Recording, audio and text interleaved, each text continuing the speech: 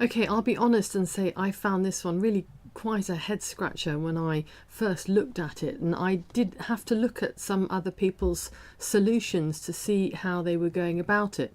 But the trouble with looking at a finished solution is it isn't always easy to see the steps that a person took to find the answer, and that's really partly why I'm doing the videos. Firstly, so that I can learn more about bar modelling, but secondly, because I think that a video is easier to follow. So now I think I've got my head around this, and I'll show you how I might model this or try and model questions like this in future. Okay. David has 2/5 as many pencils as Caroline. Caroline buys 38 more pencils and David buys 7 more.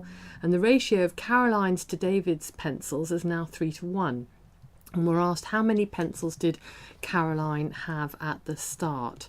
Now, as I said, I did really have to think about this. All right, well, let's see what we've got. We've got David has 2/5 as many pencils as Caroline. So I suppose if we draw, we've got Caroline here. I'm going to draw a bar for Caroline, and I've divided it into 5 equal parts, and David's will be equal to 2 of these. Okay, so that's the situation at the beginning. Then Caroline buys 38 more pencils, so I'm just going to sort of do a dotted line to represent in my mind an amount that I don't know how this amount 38 relates to this amount. This could be bigger, it could be smaller, I don't know. These are equal parts, but this is not. The size of this is not in scale with the size of this, if you see what I mean. That's the one key thing about bar models, is that really they have to make sense to you. That's why looking at someone else's bar model isn't always terribly helpful. But anyway, right. So Caroline now has this 5/5 plus 38, and David has an additional 7, and again I don't know how big that is in relation to this, but I'm just putting in this additional 7. And in the new situation, it says the ratio of Caroline's to David's pencils is now 3:1, and I really did scratch my head as to, oh gosh, how could I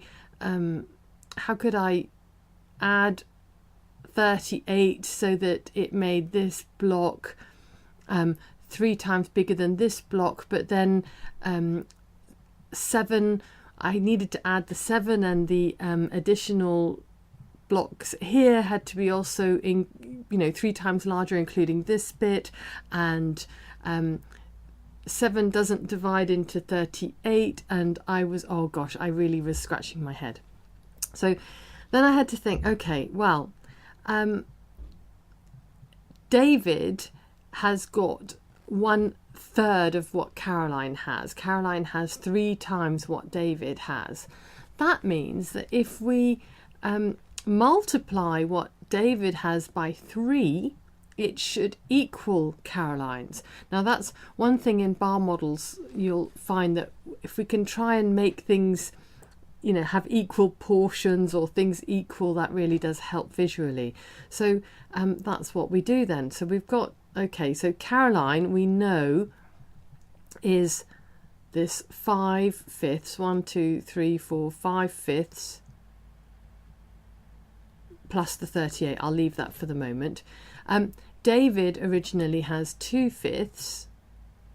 Okay, so I'm going to extend that.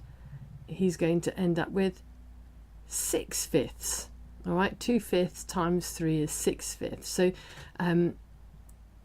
now we've got Caroline. If I add, I'm going to just say that's, for example, that's going to be my 38. I know that this 7, if I multiply that by 3, I get 21. Then this 21 must take me up to a point that's equal with Caroline's. Okay, and this is the moment. Now I can see it. Okay, now I can see that the difference between this amount and this amount must be equal to this amount, this one equal size portion, this 1/5 that they have, you know, that David has now extra to Caroline here. Okay, so the difference between 38 and 21 is 17. So I now know that this, one of these, is 17. Okay, and I'm now feeling rather chuffed with myself. So I need to then go back and look at what is the question actually asking me, because it could be asking all sorts of things. And it's how many pencils did Caroline have at the start? Now this is what Caroline had at the start. We didn't multiply Caroline's amount, and she had the 5/5, so that will be 5 times 17. So we've got 17 times 5.